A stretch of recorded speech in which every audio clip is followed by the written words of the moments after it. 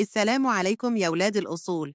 أنا برنسة، والنهاردة جاية أقول لكم حكاية من اللي تقعد كده تسمعها على رواقة.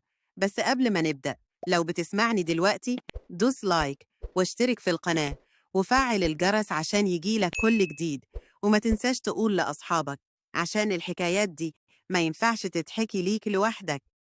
عارفين المثل اللي بيقول يموت الزمار وصوابعه بتلعب؟ تعالوا أحكي لكم حكاية عم توفيق الموهوب، إلا الموهبة ما سابتهوش لحد آخر نفس. كان فيه راجل اسمه توفيق الزمار، محدش في الحتة بيعرف يفرح الناس زيه، ولا فرح ولا مولد ولا حتى جنازة، إلا ولازم صوابعه تغني على المزمار كأنها بتكلم الناس.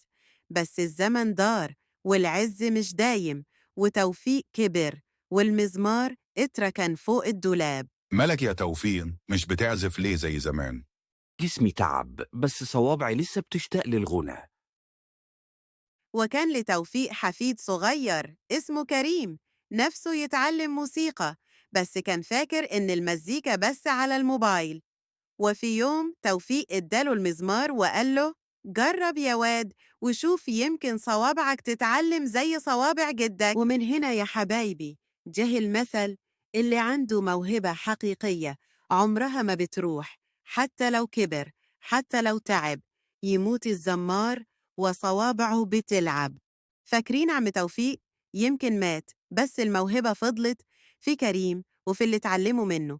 ولو انت كمان عندك موهبة ما تسيبهاش تموت، خليك زي الزمار، خليك صوابعك بتلعب مهما حصل. وعلى رأي المثل، الموهبة ما بتموتش حتى لو صاحبها راح. لو عجبتك الحكاية ما تبخلش باللايك وسبسكرايب، واستناني الحلقة الجاية، وسيب لي في الكومنتات مثل عايز تعرف حكايته.